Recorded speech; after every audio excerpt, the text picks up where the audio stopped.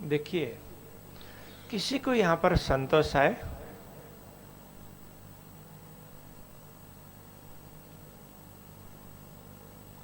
संतोष नहीं है।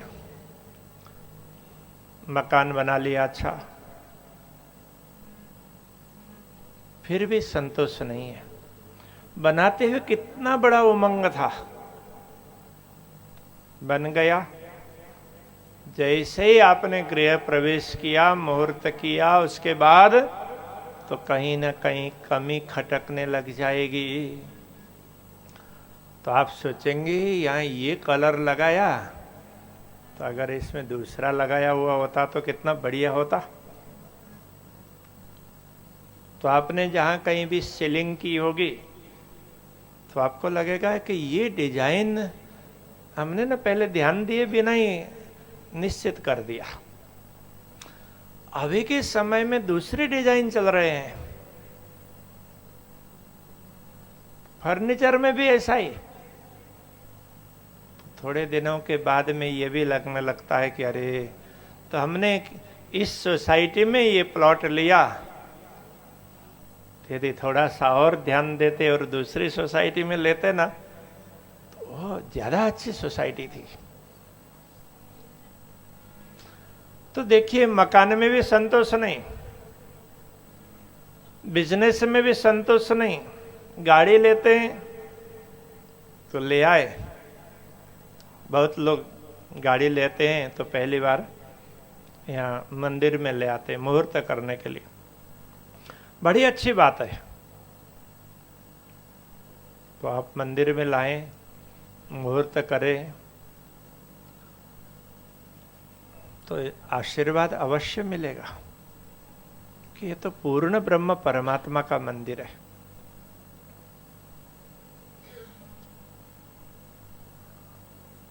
तो उनके चरणों में एक बार अर्पित करके प्रसाद के रूप में आप ले जाएंगे तो आपको बड़ा अच्छा लगेगा।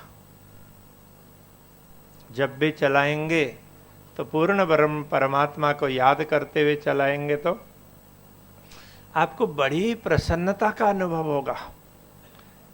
फिर भी तो मन में ये होता है, दूसरे की गाड़ी आपसे ज्यादा कीमती दिखेगी तो सोचेंगे कि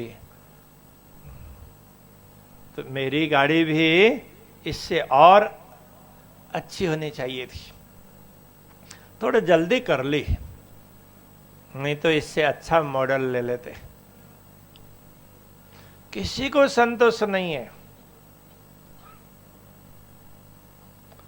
तो देखिए, ये अच्छा है बुरा है, तो दोनों तरफ से देखना होगा। एक तो पहले अच्छाई की ओर से देखें या बुराई की ओर से? बोलिए। अच्छाई की ओर से। अच्छा, भाइयों की ओर से भी तो जवाब आ जाए।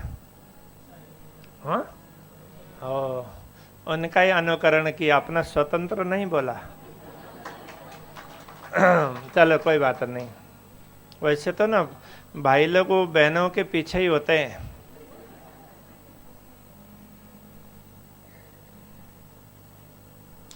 चलो अच्छाई की ओर से देखते हैं। देखो, यहां संतोष न होने का कारण कि हम परमधाम के हैं। तो परमधाम में कितने बड़े बड़े महलों को देखा, कितने बड़े बड़े महलों में घूमे फिरे, तो यह छोटा सा घर अच्छा कैसे लगेगा? कितना ही बड़ा बनाएंगे तो भी तो छोटा ही है ना। तो इसलिए संतोष नहीं होता है। हाँ, जिनको बात करनी हो ना तो वो अंदर नहीं बैठेंगे। हाँ, ये ऐसा नहीं हो सकता कभी भी। आप फोन बंद करके बैठेंगे। हाँ, कितना अर्जेंट हो किसी को तो बाहर जा कर के बात करेंगे। तो यहाँ कथा भी और फोन वो नहीं हो सकता। अनुशासन तो होना ही चाहिए, तो फिर मजाक माना जाएगा। तो यहाँ संतोष न होने का कारण कि हमारा जो अपना है वो बहुत विशेष है।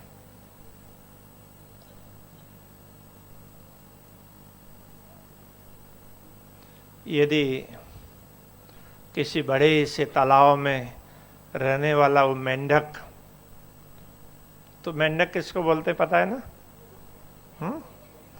हाँ, દેડકો. તો વરસાદના દિવસોમાં દેડકાઓ खूब आवे ना. हाँ, बहुत बड़े तालाब में रहने वाला मेंढक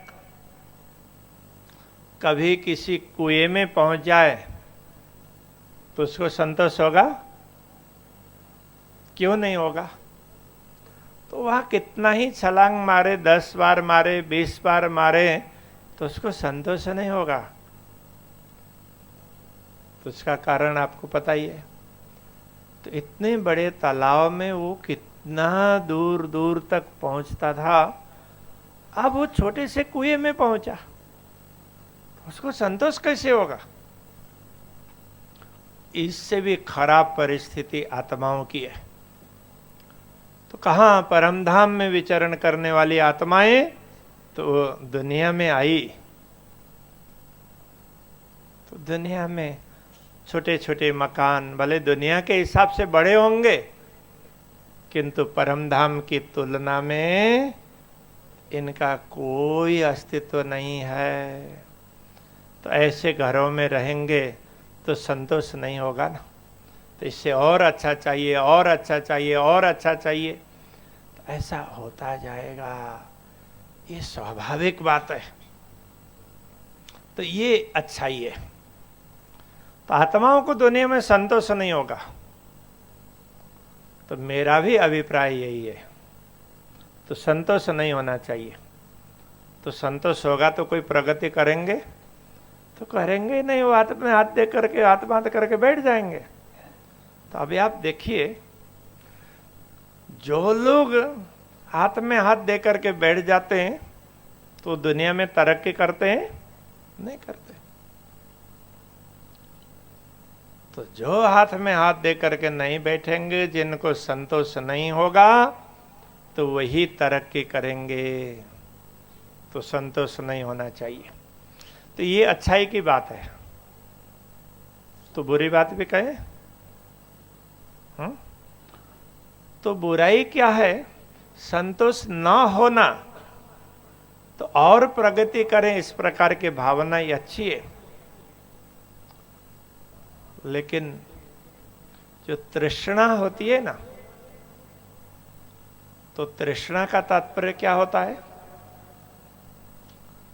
तो वो सही तरीके से नहीं, गलत तरीके से हम जुटाना चाहेंगे। मात्र हमारी दृष्टि तो दुनिया की संपत्ति को बढ़ाने के लिए, तो सुविधा भोगने के लिए नहीं है।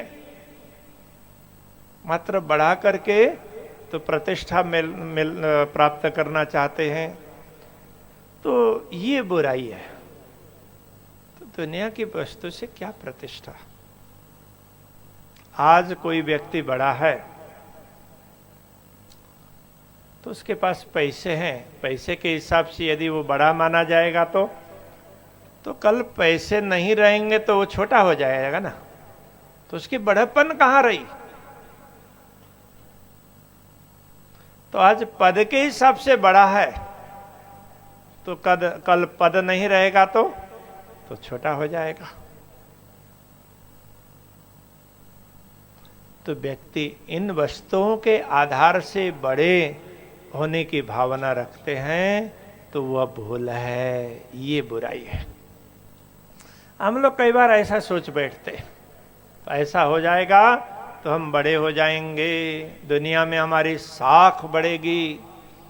ठीक है, तो दुनिया में संपत्ति का मूल्य है, पद का मूल्य है, लेकिन मात्र इसकी वजह से साख बढ़ाना, तो ये सोच हमारी गलत है। तो हम जो हैं, हम आत्मा हैं, तो हमारा घर परमधाम है, हम छोटे नहीं हैं। लेकिन हम दूसरों को नीचा दिखाने की सोचेंगे तो वहां गड़बड़ होती है। जब दूसरों के साथ तुलना करते हैं और दूसरों को नीचा दिखाने के लिए प्रयत्न करते हैं तो वहां कमी आती है। तो बाकी तो यदि माया से ही संतोष हो जाए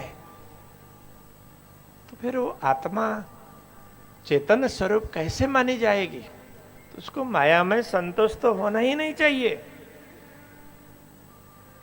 लेकिन वो माया से माया ही पाने की कामना करें, ऐसा नहीं। उसको माया कितनी भी मिलती जाए फिर भी उसको संतोष ना हो, उसको लगे कि इतना कुछ हो गया, अब किसी चीज की कमी नहीं दिखाई देती है, फिर भी कुछ न कुछ अंदर से खटकता है। तो अब वो विचार करेंगे कि क्या खटकता है, कि अरे तो हम तो आत्मा है, तो हम दुनिया के पीछे पड़े, माया के पीछे पड़े, अपने घर को भूल करके, अपने स्वामी को भूल करके, स्वयं को भूलकर हम माया के पीछे पड़ गए। तो ये हर किसी को खटकना चाहिए।